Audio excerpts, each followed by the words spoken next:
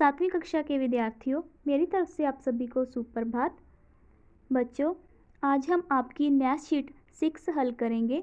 आज का हमारा पहला प्रश्न है, निम्नलिखित में से शुद्ध शब्द चुनें। तो नमस्कार का शुद्ध रूप है ग विकल्प, न म आधा स क को आ की मात्रा र, नमस्कार।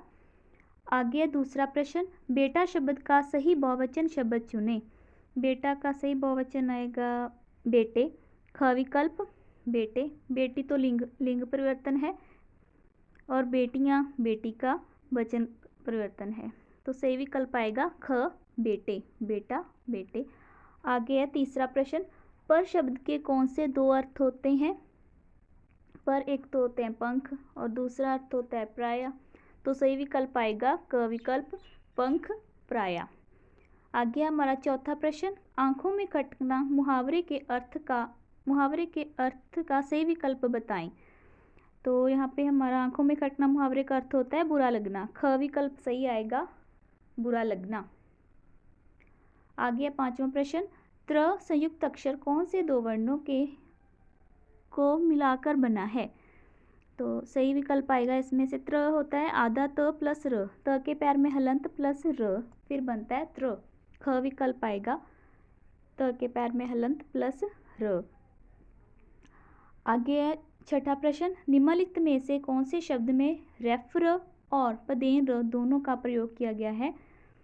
तो वार्षिक में तो अकेला ही आधा र रेफ है, प्रोग्राम में दोनों ही पदेन र प्रयोग हुए हैं और ग में भी पदेन र का प्रयोग हुआ है। तो घ विकल्प है जिसमें पदेन र और रेफ दोनों का प्रयोग हुआ है।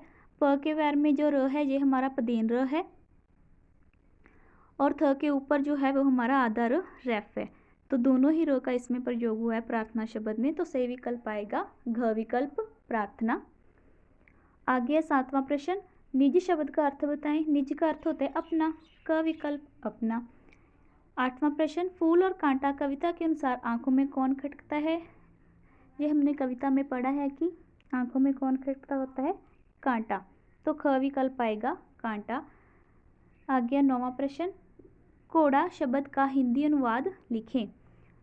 इसका हिंदी अनुवाद है घोड़ा, तो सही विकल्प आएगा ग विकल्प, घोड़ा। ड के पैर में बिंदी भी आनी है ना, इसलिए ग विकल्प आएगा। आगे है 10वां प्रश्न, निम्नलिखित में से कौन सा शब्द हवा का पर्यायवाची शब्द है। पवन, समीर, अनिल, ये तीनों ही हवा के पर्यायवाची हैं, तो सही विकल्प आएगा घ विकल्प, उपर्युक्त सभी। बच्चों, इसी के साथ ही हमारा आज का उपविषय समाप्त होता है। धन्यवाद।